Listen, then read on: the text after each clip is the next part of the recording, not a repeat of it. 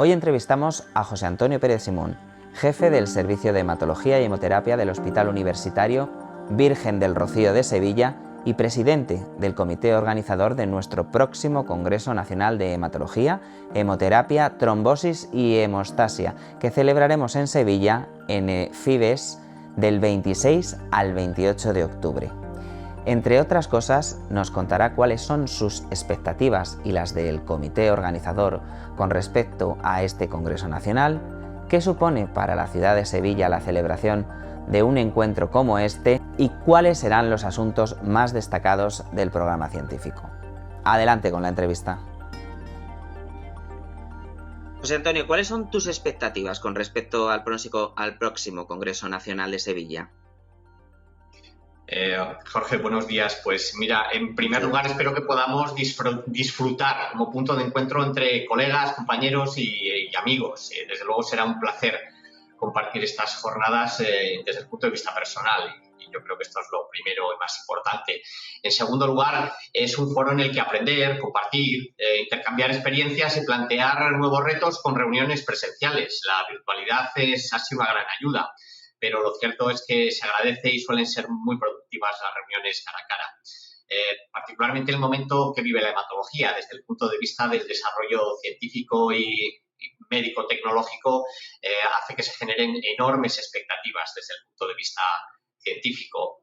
Y en tercer lugar, no podemos olvidar que se trata de un congreso compartido con los colegas iberoamericanos, así que ambas facetas, la personal y la humana, médica y científica, seguro que tendrán una enorme resonancia que va mucho más allá de nuestra propia sociedad. Y precisamente eso, la celebración, la adhesión de ese tercer Congreso Iberoamericano de Hematología, ¿qué va a suponer? ¿Qué va a haber de diferente o de añadido en el Congreso Nacional? Bueno, en primer lugar, yo creo que merece la pena recordar que se trata de un hito, voy a decir entre comillas, histórico, porque solo se han celebrado tras dos reuniones conjuntas de ambas sociedades, la nacional y todas las iberoamericanas. La última fue precisamente en Sevilla, en 1992, una fecha obviamente muy señalada en el calendario, y la anterior fue en Salamanca ya en el año 1986, así que todo un hito y un acontecimiento que desde luego no todos los hematólogos han tenido la oportunidad de vivir y nosotros sí vamos a tener esta oportunidad, ¿no? Bueno, por lo tanto, bueno, la ciencia en general y la medicina en particular es un lenguaje universal y por ese motivo pues resulta fácil compartir y comunicarse con colegas de cualquier parte del mundo. Pero si a esto le sumamos un lenguaje y una historia común, con lazos muchas veces personales, ya sean de amistad e incluso familiares en común, fraguados durante décadas por nuestros predecesores, es fácil deducir que este evento pues levanta enormes expectativas en la comunidad de hematólogos a ambos lados del Atlántico y la verdad es que nosotros, particularmente como comité local, pues estamos tremendamente ilusionados en afrontar este reto. Centrándonos ya en lo que es el programa científico de la parte de hematología y hemoterapia, ¿cuáles serían para ti los 3 o 4 temas más candentes de este año? Bueno, en un área, voy a decir, en plena ebullición del conocimiento como es la nuestra, es difícil ceñirse a 3 o 4 temas candentes. Pero yo creo que puede resultar muy paradigmático y clarificador si menciono muy brevemente cuáles son los mejores trabajos que se han seleccionado, es decir, que de todos los que se han enviado se presentarán en la sesión plenaria, porque es cierto que resumen y reúnen bastante bien lo que es ahora mismo las principales áreas de desarrollo de la hematología, que creo que se puede resumir en dos grandes titulares. Uno, medicina de precisión y dos, terapia celular y génica. En este sentido, se va a presentar en esta sesión plenaria un trabajo en el que se describe por primera vez un nuevo gen responsable de un subtipo de anemia congénita. O, por ejemplo, también otro trabajo en el que se describen las mutaciones en pacientes con síndromes mielodisplásicos a nivel de otro gen muy importante en su fisiopatología, como es P53. Otro de los trabajos, como no, tiene que ver con la terapia CAR, que ha venido a cambiar el panorama en muchos pacientes con hemopatías malignas y particularmente se centra en cómo es posible seguir la evolución de estos pacientes y monitorizar su enfermedad después del tratamiento con esta terapia, siguiendo el DNA tumoral circulante en los pacientes. Por lo tanto, ejemplo también paradigmático de medicina de precisión y de terapia celular y génica. Y finalmente, un trabajo centrado, un estudio prospectivo randomizado en el contexto del trasplante alogénico de progenitores hematopoyéticos, en el que se describe una nueva estrategia de profilaxis de enfermedad de injerto contrarreceptor.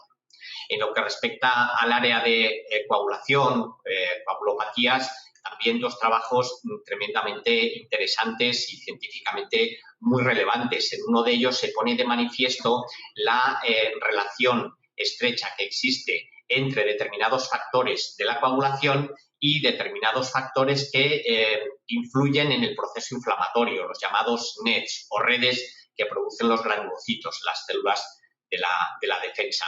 Y finalmente un estudio muy interesante en el que se pone de manifiesto cómo la antitrombina 3, que regula la cascada de la coagulación, puede tener un efecto antitumoral en pacientes con glioblastoma. Como digo, ejemplos paradigmáticos del altísimo nivel científico de los trabajos que se están presentando, que se han presentado a este congreso y que, de nuevo, creo que se pueden resumir en medicina de precisión y terapia celular y génica.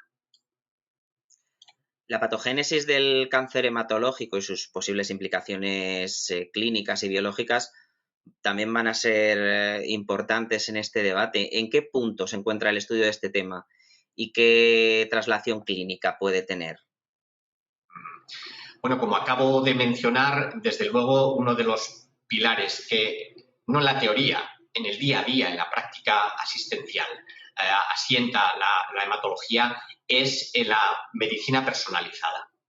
Y esto precisamente es posible porque el desarrollo tecnológico y su implantación en la práctica asistencial en pacientes con distintas hemopatías ha permitido identificar numerosos genes responsables del desarrollo de determinados subtipos de leucemias, otras hemopatías malignas y enfermedades de la sangre en general. Y esto, por lo tanto, ha permitido estratificar a los pacientes en grupos de riesgo que nos permiten individualizar el tratamiento en función de este riesgo, por un lado, pero particularmente y aún más importante, han servido como dianas terapéuticas para el desarrollo de nuevos fármacos más eficaces y menos tóxicos.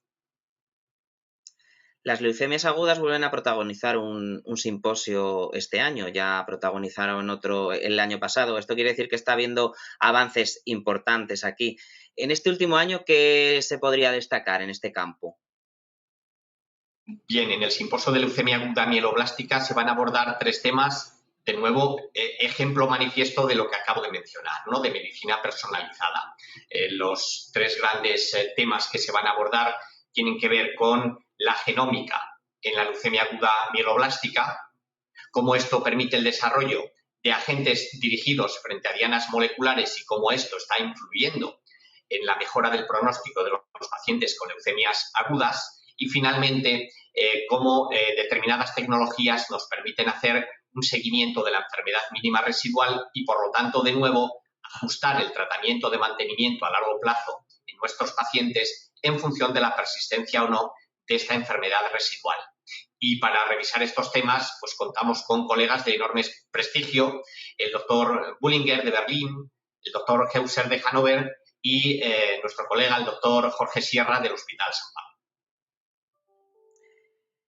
También suele haber un simposio sobre trasplante de progenitores hematopoyéticos, que también es uno de tus campos de expertise. ¿Cuáles son los retos de futuro de este procedimiento que parece que no sé si es así, pero que parece que ya va a tocar techo en algún momento, ¿no? Que el trasplante va a tocar techo es una frase que venimos oyendo los últimos 20 años y las cifras siguen diciendo que no hemos tocado techo y que el número de trasplantes sigue creciendo. Por lo tanto, el trasplante en sí no solo goza de buena salud, sino que los resultados, tanto en términos de supervivencia como la mejora de la calidad de vida que está siendo posible con el desarrollo de nuevas profilaxis de enfermedad injerto contrarreceptor, vaticinan que todavía tiene una larga vida por delante, y esto es así porque evidentemente pues nos ayuda a mejorar de una manera muy significativa el pronóstico de nuestros pacientes.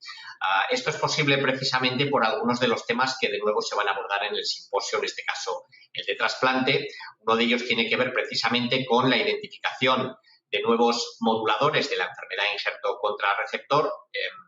En el ámbito del trasplante, durante muchos años fue imposible moverse de una profilaxis clásica basada en inhibidores de la calcineurina como tacrolimus o ciclosporina más metotrexate, y en cambio pues en los últimos 10 años hay una revolución con una cantidad enorme de nuevas aproximaciones que están mejorando el estándar.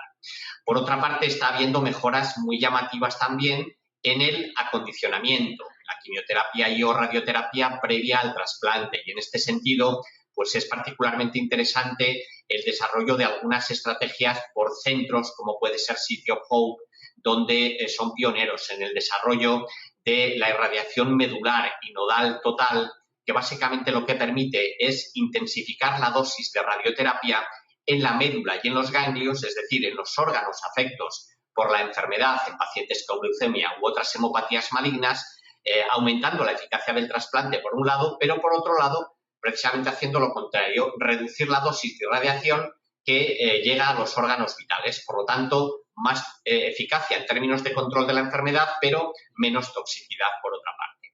Y pensamos que, desde luego, puede ser una de las estrategias que a futuro permita seguir mejorando los resultados del trasplante. Y, finalmente, todo esto está permitiendo que el procedimiento de trasplante sea un procedimiento, por decirlo así, más amable, lo cual hace que se desarrollen programas de trasplante domiciliario que permiten que el paciente pues lleve a cabo gran parte o todo este procedimiento en su propia casa. Para revisar todos estos aspectos, de nuevo, contamos con ponentes de primer nivel internacional. Contamos con Simón Méndez Ferrer, investigador sevillano afincado en Cambridge en este momento, el profesor Wong, jefe de servicio en City of Hope en Los Ángeles, y con el colega, el doctor Argüelles de México. Lo que sí empieza a ser una realidad es la convivencia entre el trasplante y la terapia CAR-T. ¿Qué avances importantes esperan en los próximos años con respecto a esto? Bueno, en primer lugar, tengo que subrayar el hecho de que la terapia CAR es seguramente la terapia más disruptiva que se ha desarrollado en los últimos años, no solo en la hematología, en toda la medicina, y que esperamos que en el corto plazo se vaya a emplear más allá de la leucemia linfoblástica aguda y los linfomas en otras hemopatías malignas. De hecho, la indicación de mieloma ya está aquí y su uso va a ser inmediato, pero más allá también de esta patología, esperemos que pueda ir desembarcando en otras hemopatías. Más allá de las hemopatías, hay numerosos ensayos clínicos en pacientes con tumores sólidos y ya con resultados preliminares parece que en algunos de ellos hay signos evidentes de eficacia, pero es que más allá de la hematología y de la oncología, sin duda, al menos es mi visión personal, creo que va a poder aportar tanto o más de lo que está aportando en el linfoma y en la leucemia linfoblástica en pacientes con enfermedades autoinmunes. En este sentido, de hecho, pues esperamos que sea posible el desarrollo de un ensayo clínico prospectivo a nivel nacional, multicéntrico, en pacientes con nefritis lúpica. En cualquier caso, el desarrollo de esta terapia CAR tiene sus raíces básicamente en el propio trasplante de progenitores hematopoyéticos. Es el trasplante alogénico el que nos muestra cómo los linfocitos del donante son capaces de generar un efecto antitumoral, capaces de atacar y destruir células tumorales residuales en el paciente, es decir, el efecto injerto contra la leucemia, y es sobre este concepto sobre el que asienta todo el desarrollo de la terapia celular en la que se basa la terapia CAR. Por lo tanto, por decirlo de alguna manera, el trasplante de progenitores hematopoyéticos es la terapia celular 1.0, la terapia CAR es la terapia celular 2.0, y desde luego que vendrán muchas más versiones porque todos estamos convencidos de que los CAR que emplearemos en el futuro van a estar significativamente mejorados frente a lo que empleamos en la actualidad. Me preguntas por la convivencia, ¿no?, entre la terapia CAR y el trasplante alogénico, y bueno, lo podemos resumir en grandes titulares diciendo que a fecha de hoy el uso de la terapia CAR en pacientes con linfoma posiblemente está ya teniendo un impacto en cuanto al número de pacientes con linfoma que se someten a trasplante autólogo. Está disminuyendo. Y esto puede que sea posible que tenga este mismo impacto en el medio plazo en otros pacientes, por ejemplo, en pacientes con mieloma. Sin embargo, esta es una visión muy simplista. Por ejemplo, en el caso de la leucemia linfoblástica aguda, a fecha de hoy, de momento no está repercutiendo en las cifras de trasplante alogénico, pero es más, yo creo que el desarrollo de la terapia CAR posiblemente lo que va a hacer es que haya más pacientes que puedan ser candidatos a trasplante alogénico. Por lo tanto, es posible que, si bien en algunos casos veamos un descenso en el número de trasplantes, por ejemplo, autólogos en linfoma, en otros podamos ver un aumento, por ejemplo, en las leucemias agudas, ya que habrá más pacientes con enfermedad controlada, que es la situación ideal para llevar a un paciente a trasplante. Por lo tanto, la terapia CAR puede ser, por un lado, un puente a trasplante, como lo está siendo ahora una terapia de consolidación o más bien de rescate en pacientes que recaen después del trasplante. Y no podemos olvidar que además, desafortunadamente, la terapia CAR todavía tiene un largo recorrido para ser un tratamiento curativo en todos los pacientes. Es decir, tiene también sus limitaciones y, por ejemplo, pues dentro del grupo español hemos podido analizar recientemente los resultados en población pediátrica con leucemia linfoblástica aguda, confirmando una vez más que los pacientes que reciben esta terapia con mucha carga tumoral, que reciben terapia CAR, tienen muy pocas probabilidades de mantener la enfermedad a largo plazo y en ellos es más que razonable plantearse hacer terapia CAR y posteriormente trasplante. En definitiva, no está en absoluto claro que la implantación de la terapia CAR vaya a generar un efecto, digamos, deleterio en cuanto al número de trasplantes, porque posiblemente en según qué indicaciones pueda ocurrir lo contrario, pero más allá de los números, que son poco relevantes, lo relevante es que probablemente la terapia CAR puede mejorar los resultados del trasplante y, en definitiva, son herramientas que ahora tenemos en la mano y que antes no teníamos y que, bueno, intentaremos aprender a utilizarlas de la mejor manera para mejorar el pronóstico de los pacientes. Un último punto que hemos considerado de interés ha sido la sesión conjunta de hematología y hemoterapia y trombosis y hemostasia, que va a tratar los usos de la inteligencia artificial en hematología. ¿Podrías adelantarnos algo de lo que se vaya a presentar allí y, bueno, cómo está repercutiendo a lo mejor en la práctica clínica diaria esto de la inteligencia artificial? Pues lo cierto es que no, no te puedo adelantar nada porque están guardando como un tesoro los coordinadores y yo creo que puede ser muy interesante y, ¿no? De alguna manera es un tema muy sorprendente, así que veremos de qué nos hablan, pero sí te puedo dar mi opinión y es que en realidad la inteligencia artificial ya ha desembarcado en la hematología. De hecho, ya estamos haciendo que desembarque desde hace años. Ejemplos Bueno, somos concretos pioneros, ¿no? De hecho, incluso. Claro, en el laboratorio de hematología venimos años trabajando en su implantación, sin ir más lejos, en áreas de diagnóstico como puede ser la citometría de flujo y en el cortísimo plazo, y ya se viene trabajando también desde muchos centros en ello, en la identificación morfológica.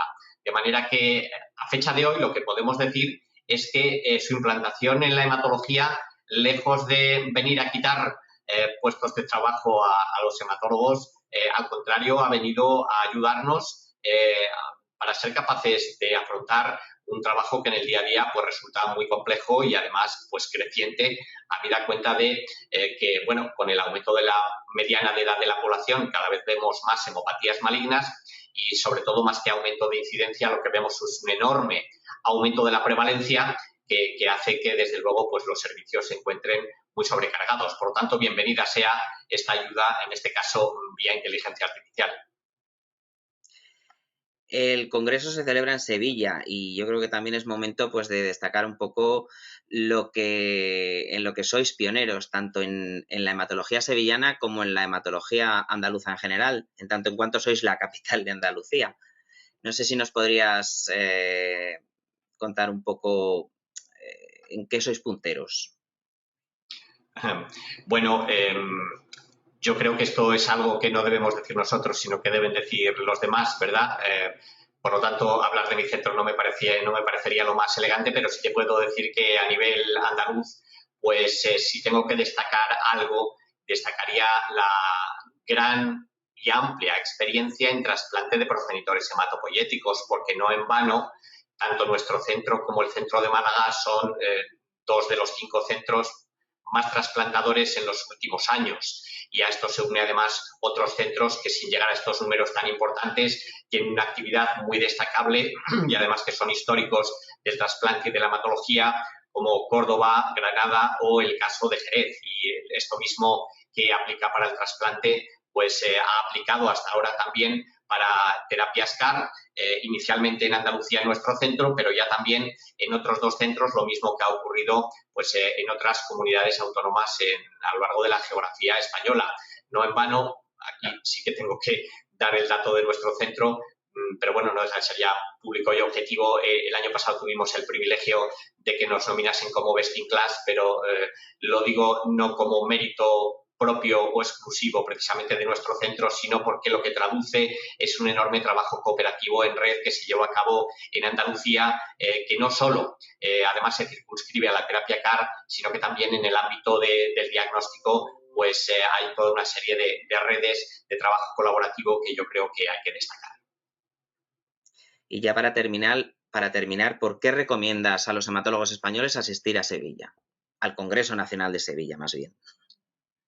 Bueno, pues con esta pregunta yo creo que cierras el círculo, porque vuelvo a la primera pregunta, que cuáles son nuestras expectativas en este congreso, que son básicamente el encuentro personal y el compartir experiencias y aprender, ¿verdad? Estos son sin duda los 2 grandes objetivos que seguro que todos tenemos, pero a todo esto, pues bueno, le vamos a poner un marco inmejorable, como es el marco de la ciudad de Sevilla, y el aliciente de que además nos vamos a encontrar con colegas iberoamericanos. Por lo tanto, yo os animo a todos a venir al Congreso, porque, como he empezado también diciendo, realmente es un hito histórico que realmente no todo el mundo ha tenido la oportunidad de vivir y de compartir. No en vano, solo ha habido otras 2 reuniones conjuntas entre la Sociedad Española y el Congreso Iberoamericano. Por lo tanto, como presidente del comité organizador local, estamos desde luego ansiosos, preparados para recibiros, y estamos seguros de que el Congreso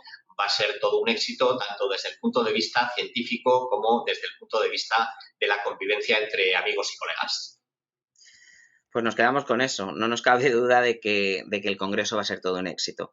Muchas gracias, José Antonio, y hasta la próxima. Muchas gracias por todo vuestro apoyo desde la Secretaría de la Sociedad. Lo cierto es que el trabajo de organización a fecha de hoy es tremendamente fácil, porque lo hacéis fácil tanto tú como Carlos, como Carmen Insausti, como Susana y todo el equipo de la Sociedad Española de Hematología. Muchas gracias por vuestro apoyo. Gracias a ti. Y hasta aquí la entrevista con José Antonio Pérez Simón. Como veis, las expectativas son muy altas con respecto a este congreso y estamos seguros de que las vamos a superar. Hasta la próxima entrevista, os vemos en Sevilla.